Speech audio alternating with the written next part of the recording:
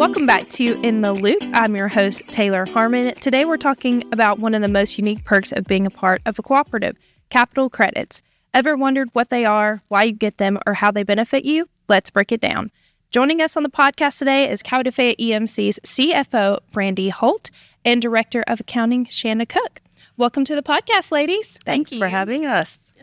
So let's get right into it. And can you guys break it down? What are capital credits? Okay, so capital credits are essentially the members' share of the cooperative's earnings. Unlike an investor-owned utility where profits go to outside shareholders, an electric cooperative is owned by the members it serves. So that means when we bring in more revenue than it costs for us to provide electricity, after paying for things like power poles, wires, and day-to-day operations, we call that margin. And so instead of that being profit for investors, those margins are allocated back to our members in the form of capital credits. So it's one of the biggest differences between a cooperative and a traditional utility. You're not just a customer, you're a part owner. Yes, and you can kind of think of it like a yearly receipt showing how much the co-op's success belongs to you, the member. And the easiest place to view the margins is under our annual report tab on our website. This information is actually updated each year after our annual audit, but before our annual meeting. Perfect. And can you go into more detail on how these capital credits work? Okay, so our co-op operates at cost, and our goal is to be as efficient as possible. Any extra money that we get is called margins. We aren't trying to make a lot of money. We just need enough to keep our financial standing in a good position so that we meet any loan covenants and continue to have strong financial ratios. Right, and capital credits actually they're a two-part process. So we do a signing of the margins at the end of the year. So that's everything that's left over after we've paid for all of our costs. And that's done on an individual member basis. And then there's the retirement process, which is the process we're in right now, where we're actually doing capital credit checks and refunds to our members. Why do capital credits matter? So I think that it reinforces the cooperative difference. A co-op cannot exist without our members. It helps build trust and transparency. This process reinforces that our co-op is not for profit, operating for the benefit of its members and not external investors. Our members are part owners and not just customers. Right, and capital credits also help keep rates affordable.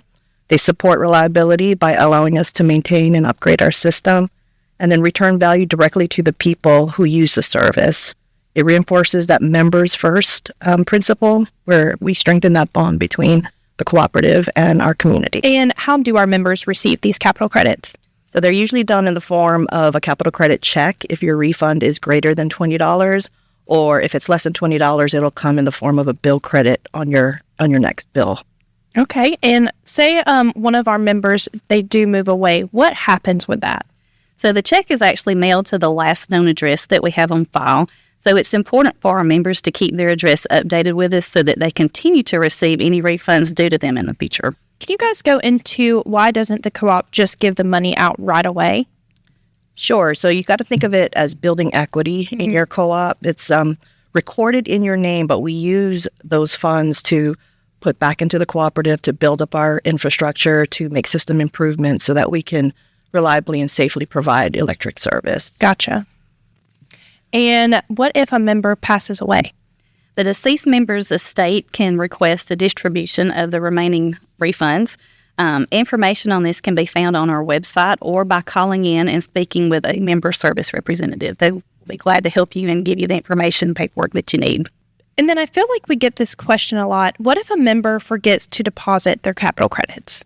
Great question. So if they have not cashed their last check, then it is voided and it is included in the next refund. So they can call in and request the check be reissued if it is out of date. But however, all outstanding checks are voided before the next refund is processed, and that amount will be included in the current refund, and we're currently working on a new refund right now. Thank you, ladies, so much for coming on the podcast. So in recap, capital credits are our members' proof of ownership in Coweta-Fayette EMC, and that is the co-op difference. For more information on capital credits, please visit utility.org/capital credits. There you will also be able to see if you have any unclaimed capital credits.